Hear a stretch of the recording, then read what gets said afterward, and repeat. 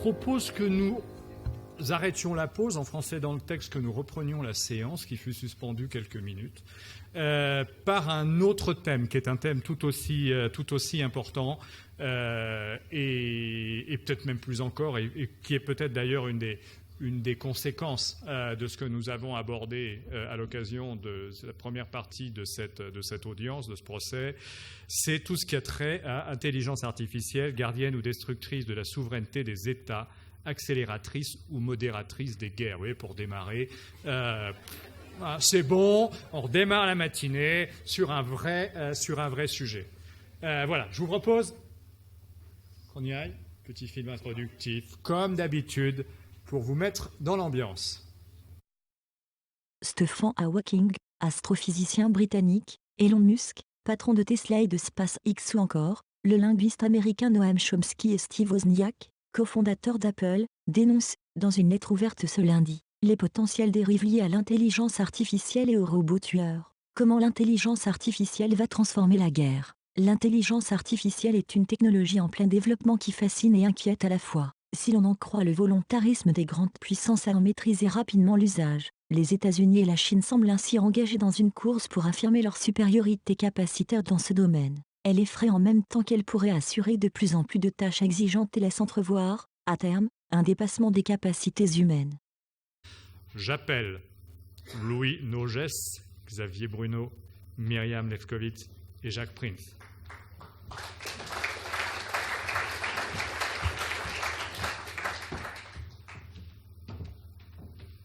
Ce qui est bien, c'est que vous faites ça dans l'ordre du cortège. C'est magnifique. Vous voyez, comme c'est... Enfin, 1, on est au MEDEF. 2, on est entre nous. Vous voyez, comme ça, être super bien organisé. Allez, Monsieur Louis Nogès, qu'est-ce que vous nous dites sur ce sujet qui, par définition, intéresse l'ensemble des humains qui sont sur cette terre? Bien. Alors, je vais surtout prendre la deuxième partie, souveraineté des États. Bien sûr. Ok.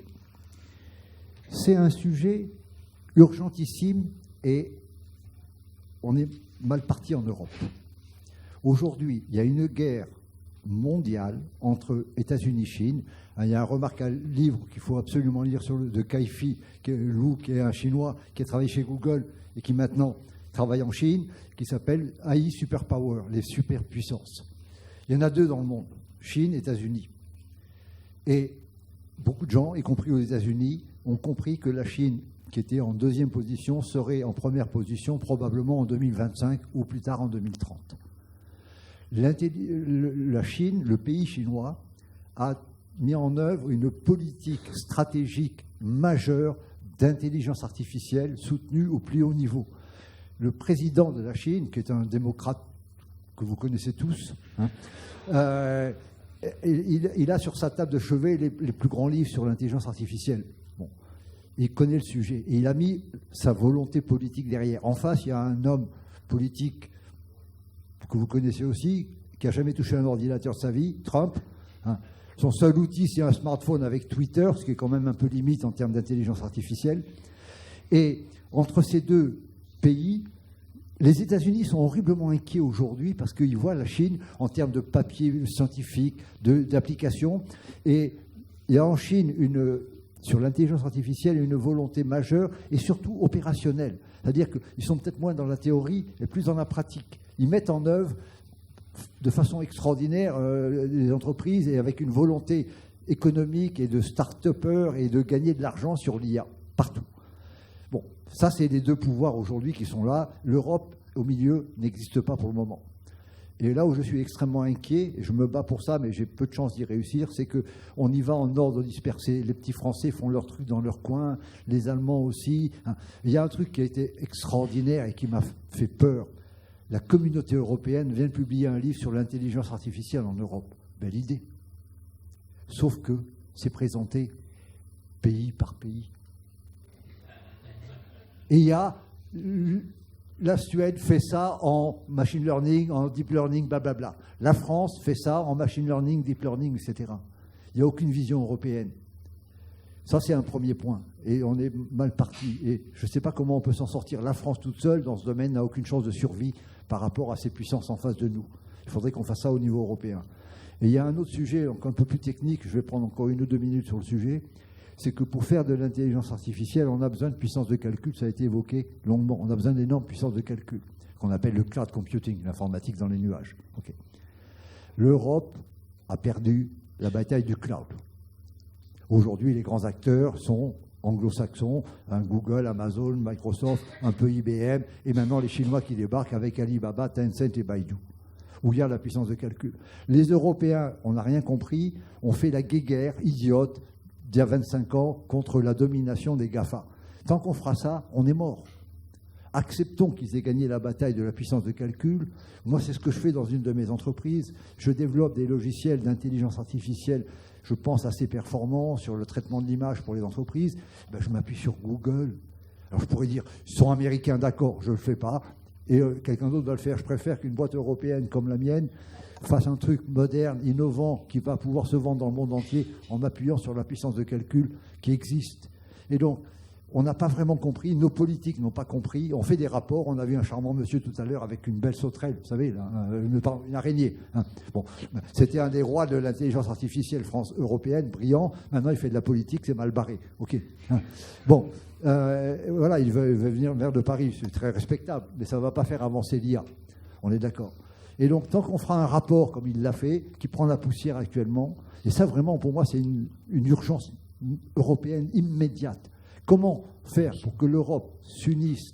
Et on a les intelligences humaines, les grands spécialistes de l'IA chez Facebook, chez Google et autres, il y a beaucoup d'Européens, beaucoup de Français, beaucoup de Russes, beaucoup de personnes qui viennent de chez nous. Et ça, c'est un vrai sujet. Et alors la France, je termine, a fait un truc absolument remarquable. On a inauguré récemment à Paris un centre de recherche en IA de chez Google et un autre de chez Facebook. Et nos chers politiques vont inaugurer ces centres en France. Ça veut dire quoi? C'est que les chercheurs qu'on a formés chez nous, ils sont au CNRS avec des salaires de misère. Et ils passent la moitié de leur temps à chercher des budgets pour faire la recherche l'autre moitié du temps. Et ils gagnent 3 000 € par mois. Maintenant, Google arrive à rue de Londres, à Paris. Je vous propose 15 000 € par mois, des budgets illimités, et vous ferez de la recherche avec des gens qui sont autour de vous, qui sont les meilleurs chercheurs du monde. J'y vais. Et le fait de les mettre ces centres de recherche en France pour Google, Amazon et autres, c'est ne pas comprendre ce qui est en train de se passer.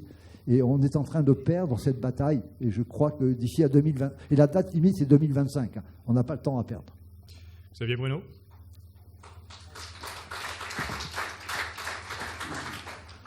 Oui, alors, moi je voudrais revenir sur la première partie de la question, c'est-à-dire amplificatrice ou modératrice des guerres. Alors, des guerres au sens classique, c'est-à-dire des guerres armées, des guerres entre pays, comme on a pu les connaître au XXe siècle et avant. Alors là, il y a 2 niveaux. Il y a le niveau déclenchement de la guerre et puis il y a le niveau mener les opérations. Alors, si on parle de déclenchement de la guerre, c'est-à-dire la faculté qu'a un président ou qu'ont des parlements pour déclencher des guerres de pays contre pays, je crois que les situations sont tellement compliquées, tellement imprévisibles et tellement difficiles à modéliser à l'avance que je ne crois pas que l'intelligence artificielle puisse d'elle-même déclencher une guerre, ou en tout cas prendre une décision. Ce qu'on peut faire, c'est effectivement, avec les moyens aujourd'hui, faire des simulations de toute nature sur les conséquences économiques, stratégiques, géographiques, etc., d'éventuelles opérations. Ça, on peut se faire aider par tous les algorithmes qui existent, en prenant garde quand même que les résultats sont quand même le reflet de ce qu'on aura mis initialement comme hypothèse. Mais bon, ça veut dire que la maîtrise du déclenchement éventuel d'une opération de ce type reste quand même dans la tête des gouvernants et des peuples en général à travers eux.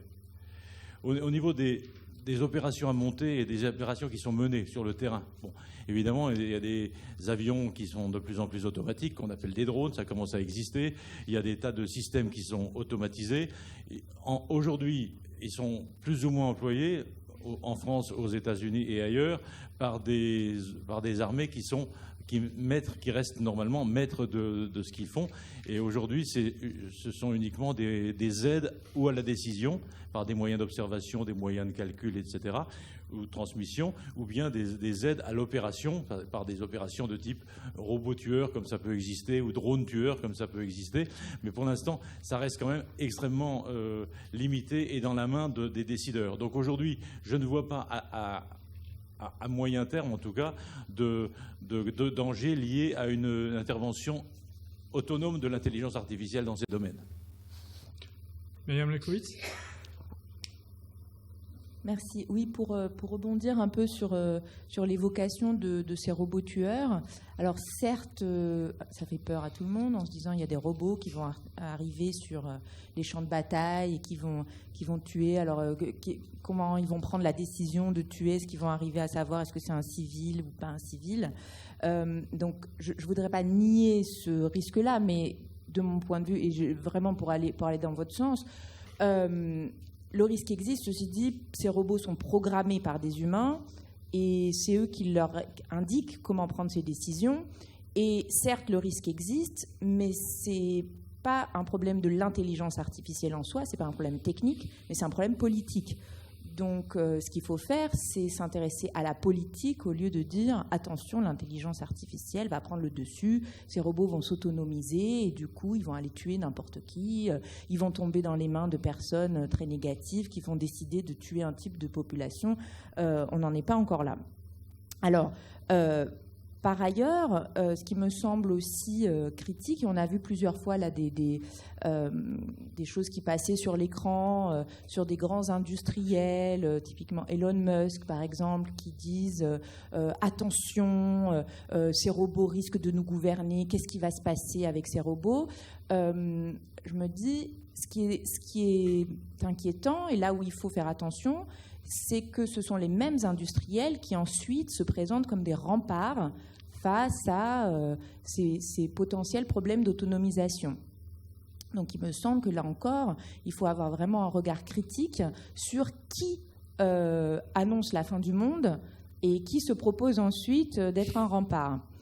Donc ça, c'est un vrai risque de mon point de vue, parce que c'est quand même très facile de faire peur et puis ensuite d'arriver comme le sauveur. Et ça me semble très très mauvais en termes de démocratie. Et donc du coup, sur l'aspect souveraineté des États, je pense que toutes ces thèses très alarmistes sur l'intelligence artificielle qu'on a évoquées, surtout qui étaient affichées sur les écrans, mon point de vue serait qu'en fait, elle cherche un peu à nous éloigner des réels problèmes qui ont été évoqués par les témoins qui étaient là précédemment, c'est-à-dire ubérisation de la société avec la fin du salariat, c'est-à-dire utilisation des données personnelles, justement par les mêmes industriels qui nous disent que l'intelligence artificielle va nous amener droit dans le mur. Donc, le risque, il est moins, de mon point de vue, sur l'intelligence artificielle avec des objets qui s'autonomisent qu'un risque d'industriels qui viennent nous expliquer ce qu'il faut faire, et avec moins de souveraineté des États et du coup, finalement, un gouvernement par ces grands industriels des données. Donc c'est à ça, de mon point de vue, qu'il faut s'attaquer, plutôt que de dire que l'intelligence artificielle est très mauvaise pour nous, les humains. Monsieur Prince.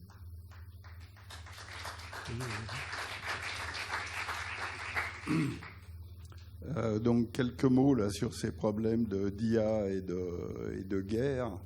Bon, juste pour clarifier le débat, là, je tiens quand même à préciser là, que j'ai passé une vingtaine d'années à travailler avec la délégation générale à l'armement là, sur les problèmes précisément dont il est question. Là. Alors il y a un point de bon sens là, qu'il ne faut jamais oublier. La guerre, c'est le domaine de l'imprévisible. Vous ne pouvez pas prévoir. Vous ne savez pas quelle sera la guerre de demain en regardant les guerres du passé. Ça, c'est un fait stratégique fondamental. C'est-à-dire vous rencontrerez aucun militaire qui va vous expliquer qu'on va faire la guerre du futur en regardant les guerres qui se sont passées. Ça, c'est un premier point à jamais oublier, quoi. Et par ailleurs, donc les technologies là, dont on a parlé, là, donc en particulier là, Bernard Stiegler a insisté sur le fait que c'était de l'automation, quoi. Donc on automatise des tâches qu'on a bien identifiées. Donc on ne sait pas automatiser quelle sera la guerre du futur. Donc ça, c'est absolument impossible. Et comme j'ai travaillé dans ce domaine-là pendant un certain nombre d'années, là, je vais vous raconter une anecdote personnelle qui date de la guerre des étoiles. Je ne sais pas si certains d'entre vous se rappellent là, de l'épisode dit de guerre des étoiles avec l'initiative de défense stratégique là, du président Reagan. Donc moi, j'avais été impliqué dans ce projet là au titre du chiffrage du volume des applications informatiques à faire pour faire cette fameuse guerre du futur. Et en fait, le consensus qui sortait des experts, c'est qu'on ne savait pas faire la chose pour la simple question que le seul moyen de valider le système, qui était un énorme système informatique avec des satellites, enfin des lasers, tout un tas de trucs, on ne savait le valider que par simulation. Et pour le valider réellement, il aurait fallu déclencher une guerre internationale. Donc, du coup, on a oublié le scénario de la guerre des étoiles. Simplement, les Soviétiques, à l'époque, l'ont cru, quoi. On cru que c'était faisable, on cru que c'était de l'intox américaine. Et donc, ça a été une formidable, en fait, opération d'intox des Soviétiques de l'époque. Alors, sur les problèmes de robots tueurs, alors je ne sais pas s'il y en a... Alors, le mot n'a jamais été encore utilisé, là, depuis qu'on est là ce matin. Quand vous déployez des moyens informatiques sur un théâtre de combat, vous pouvez facilement imaginer que le réseau sous-jacent, ce n'est pas Internet, puisque Internet, c'est une passoire. Donc, il y a des réseaux spécialisés qui s'appellent des réseaux de combat. Est-ce qu'il y en a parmi vous qui ont entendu parler des réseaux de combat? Vous pouvez lever la main. Là. Bon, voilà. Il y en a 1, 2, 3, 4. Donc, c'est des réseaux très particuliers. Si vous n'avez pas les codes d'introduction dans ce réseau, vous ne pouvez pas dialoguer entre les systèmes qui contribuent au réseau. Et pour vous raconter une autre anecdote qui n'est pas personnelle, celle-là, mais pendant la première guerre du Golfe, les avions français ne pouvaient pas faire d'opération de nuit parce qu'ils n'étaient pas interopérables avec ce réseau. Donc le réseau, il est absolument impénétrable. Donc si je veux faire un réseau dans lequel je ne peux pas rentrer, j'ai toute la technologie pour le faire. Il n'y a pas de problème, quoi. Et un dernier mot sur les drones. Les drones, comme il a été dit là, quasiment là, alors d'abord c'est fait par des concepteurs et des programmeurs, et ils sont surtout téléopérés, c'est-à-dire qu'ils n'ont absolument aucune autonomie, quoi. Et il y a un phénomène d'ailleurs tout à fait intéressant que m'ont raconté les militaires français là, qui seront impliqués dans ces affaires de drones, c'est que les drones américains, par exemple, qui sont en Afghanistan, dans ces pays-là, ils sont téléopérés depuis une base qui est dans le Nevada, à 10-15 000 km de distance, avec les réseaux de combat dont je parlais à l'instant, quoi. Et il y a un phénomène qui est apparu, les Américains ont à peu près 10-12 ans de recul sur ce genre d'opération. Les opérateurs de drones américains, ils développent ce qu'on appelle là, des troubles psychosomatiques, psychologiques, beaucoup plus que les opérateurs de drones français.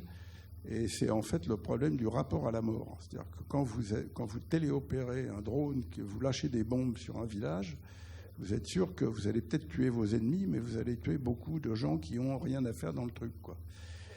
Et ça développe des troubles psychologiques extrêmement graves là, chez les opérateurs américains.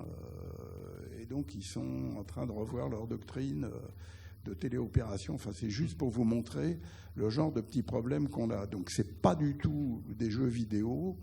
Ça, c'est du fantasme à l'état pur.